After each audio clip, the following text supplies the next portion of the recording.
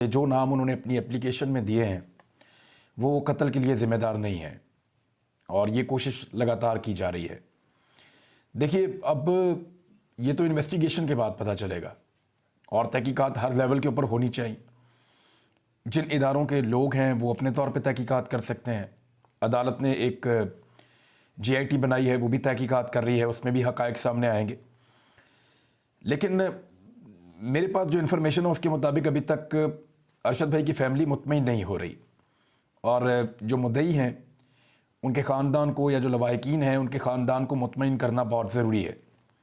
अरशद भाई अपनी लाइफ में भी कुछ चीज़ों के बारे में बहुत ज़्यादा बात करते थे। अब वो इस दुनिया में नहीं है तो वही सवालात उनकी फैमिली जो है वो उठा रही है। बल्कि पूरा पाकिस्तान ये 7-8 चीज़ें पूछता है, इनके अगर जवाब मिल जाते हैं तो ये केस बहुत हद तक हल हो जाएगा। देखिए, कीनिया में कत्ल कैसे हुआ इसके बारे में तो एक बड़ा फोरेंसिक का काम होना है, कातिल के हाथों तक पहुंचना है, पुलिस ने पहले झूठ क्यों बोला वहां तक पहुंचना है, गोली चलाने वाले हाथ कौन थे वहां तक पहुंचना है। फिर कीनिया में कहा जा रहा है कि जिन लोगों ने गोली चलाई ये एक टारगेटेड वाक़या है, ये ऐसा नहीं हुआ कि अचानक गोली चल गई है। तो जब ये सारी चीज़ें हो रही हैं तो वहाँ का केस तो अलग से हल होगा। लेकिन कुछ सवालात ऐसे हैं कि ये जो FIRs कटी हैं जो बार बार पूछे जा रहे हैं, 16 FIR जो अरशद शरीफ पे कटी, उनके पीछे कौन था, धमकियाँ कौन दे रहा था। नंबर 3, ख़तरा किससे था अरशद शरीफ को जो वो महसूस कर रहे थे बार बार। नंबर 4, पाकिस्तान से निकलने पर किसने मजबूर किया अरशद शरीफ को। नंबर 5, दुबई से निकालने का बंदोबस्त कैसे करवाया गया, किसने किया। नंबर 6, दुबई का दोबारा वीज़ा भी उनका नहीं लगने दिया गया। नंबर 7, वो कौन है जिसने उनकी लाश की तस्वीर लीक की और 3 घंटे तक उनके ऊपर तशद्दुद होने वाली जाली खबरें चलवाईं। ये बहुत अहम है।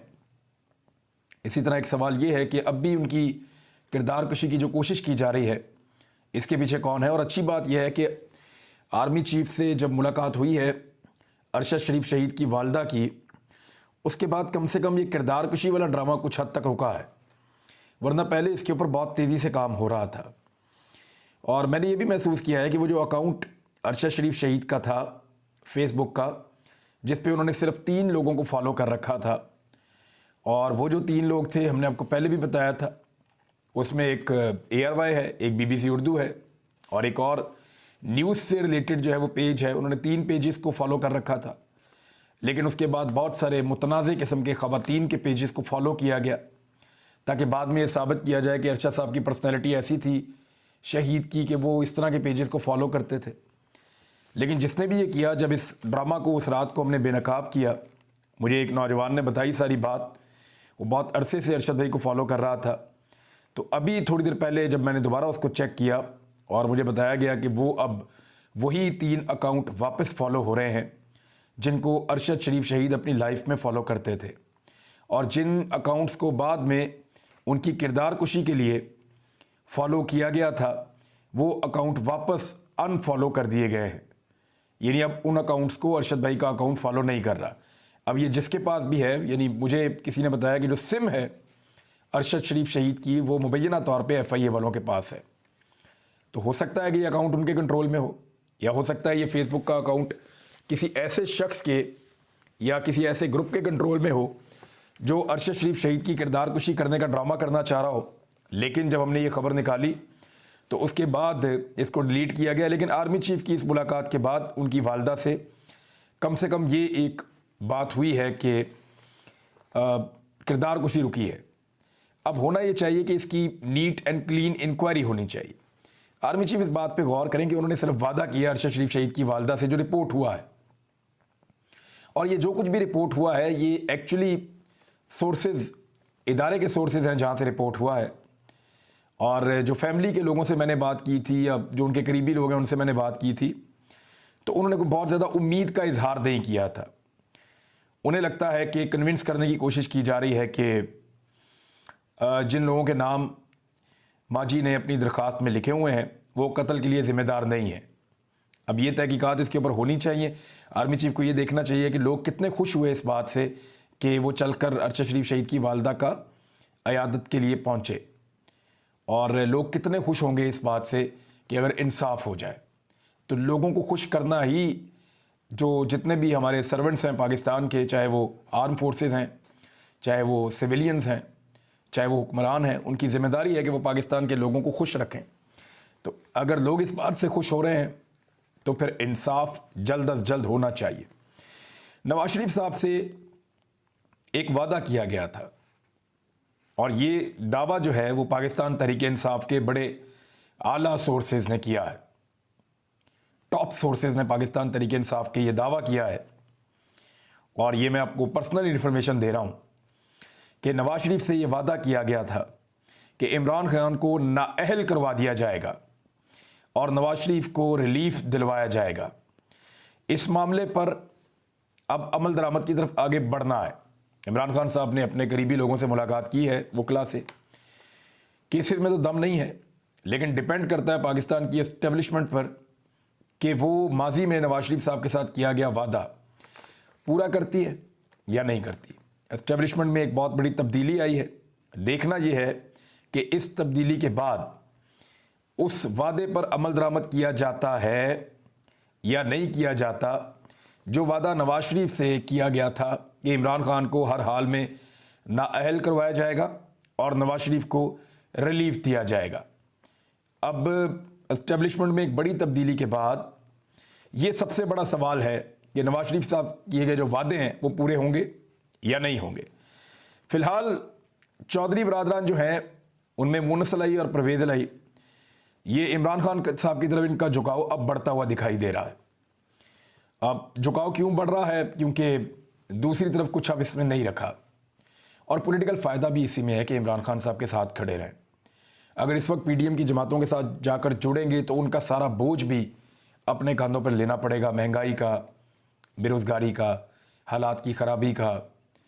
लगभग 3 लाख लोग, मुझे को बता रहा था आज, बल्कि हमने आज जो फैसलाबाद के ताजरों से बात की, वहाँ की जो इंडस्ट्री चलाने वाले बड़े लोग हैं उनसे जब बात की तो उन्होंने कहा कि हमारे 3 लाख के करीब लोग बेरोज़गार हो चुके हैं और बेरोज़गारी का ख़तरा मज़ीद बढ़ता चला जा रहा है।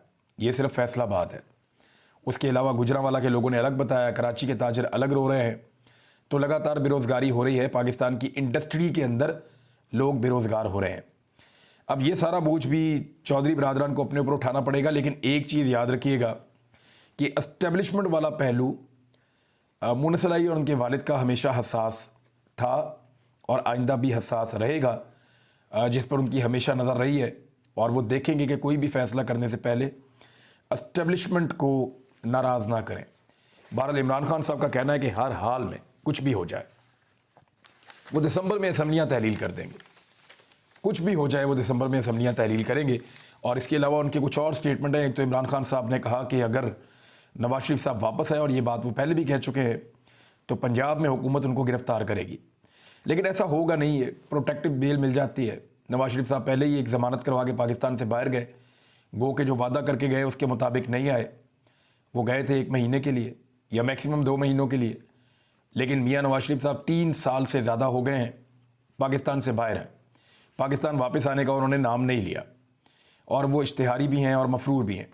लेकिन जब वो आने का फ़ैसला करेंगे और इस्टेब्लिशमेंट की उसके अंदर मर्ज़ी शामिल होगी तो फिर उनको मिलेगी प्रोटेक्टिव बेल कि आप आ जाएँ अदालत तक, आपको कोई नहीं रोकेगा। वो अदालत में आएंगे, दोबारा ज़मानत लेंगे और अपने घर जा सकते हैं, या अगर जेल जाना भी पड़ा 1-2 दिन के लिए तो फिर उनकी ज़मानत हो जाएगी और फिर मियाँ नवाज शरीफ साहब के लिए माहौल बनाया जाएगा। लेकिन इमरान खान साहब कह रहे हैं कि हम गिरफ्तार करने की कोशिश करेंगे और गिरफ्तार करेंगे जो पंजाब हुकूमत का कानून है उसके मुताबिक। फिर इमरान खान साहब से एक सवाल पूछा गया इंटरव्यू में, और ये मैं तो उस दिन वहाँ मौजूद था प्राइम मिनिस्टर ऑफिस में, तो मैंने खुद भी आपको बताया था कि ऐसा कुछ नहीं हुआ था। लेकिन गैर मुल्की मीडिया पे ये खबर चली थी और ये खबर को जानबूझकर फैलाया गया था कि इमरान खान साहब के ऊपर फिजिकल असॉल्ट हुआ है। प्राइम मिनिस्टर ऑफिस में आखिरी दिन उनके ऊपर हमला हुआ है और उसके नतीजे में उनके चेहरे पे कुछ निशानात हैं जिसकी वजह से वो टीवी पे नहीं आ रहे और इस किस्म की बातें की गई थी। तो इस पर इमरान खान साहब ने कहा कि मेरे साथ ऐसी कोई बदतमीज़ी नहीं की गई और अगर की जाती तो मैं कभी खामोश ना बैठता। ये सबको पता है कि इमरान खान साहब ऐसी किसी चीज़ को बर्दाश्त नहीं करते और अगर होता तो वो ज़रूर इसके ऊपर बात करते और खुलकर सामने आते। जैसे उन्होंने गोलियां खाने के बाद बहादुरी का मुजाहरा किया है, तो आप अंदाज़ा कर सकते हैं कि उस वक्त भी वो डट कर खड़े हो जाते और बताते सबको कि उनके साथ कोई ज़बरदस्ती की गई है या कोई इस तरह की सिचुएशन पैदा हुई है, वो उस पर रिएक्ट करते। दूसरा, इमरान खान साहब ने कहा कि मुझे निकाले जाने के बाद सिर्फ एक ही तरीका था हमें ख़त्म करने का या हमारी पार्टी को ख़त्म करने का, कि मुल्क के हालात जो हैं वो बहुत अच्छे हो जाते। लेकिन इमरान खान साहब ने पहले ही बताया था कि अगर आप मुझे ऐसे निकाल देंगे तो मुल्क के हालात अच्छे नहीं होंगे। फिर इमरान खान साहब ने वो बात भी याद दिलवाई कि जैसे किसी ने कहा था कि स्टॉक एक्सचेंज ऊपर चली गई और डॉलर भी नीचे आ गया, तो अगर ये होता रहता ना कि डॉलर नीचे आता रहता, स्टॉक एक्सचेंज ऊपर जाती रहती और पाकिस्तान तरक्की करता, फलता फूलता, तो इमरान खान साहब की पार्टी अब तक ख़त्म हो जाती। लोग कहते हैं वाकई ये शहबाज शरीफ एक जादूगर है। देखिए ना, 4-5 चीज़ों का लोगों का शक दूर हो गया। एक ये दूर हो गया कि नवाज शरीफ एक इनकलाबी लीडर है और वो इनकलाब लेकर आएगा, मुल्क में डील कभी नहीं करेगा, दूर हो गया। शहबाज शरीफ एक बला का एडमिनिस्ट्रेटर है, कमाल आदमी है और वो कुछ भी कर सकता है, दूर हो गया लोगों का शक। एक और शक लोगों का दूर हो गया कि जो मौलाना फजलुर रहमान हैं वो एक बड़े मौलाना हैं और वो बड़ा इस्लामी तरीक़ों से चीज़ों को चलाते हैं, लेकिन हमने देखा कि उन्होंने बहुत दफ़ा टेम्परामेंट लूज़ किया और बहुत सारी ऐसी चीज़ें कहीं और की जो नहीं होनी चाहिए थी। एक और शक भी दूर हो गया कि आसिफ अली जरदारी को सियासत का गुरु है बहुत बड़ा और उनको कभी शिकस्त नहीं हो सकती। देखिए 4 सूबों में अभी भी इमरान खान साहब की हुकूमत है, 4 जगहों पे। तो ये बहुत सारी शकूक व शुबात और भी दूर हुए हैं पाकिस्तान की अवाम के। इमरान खान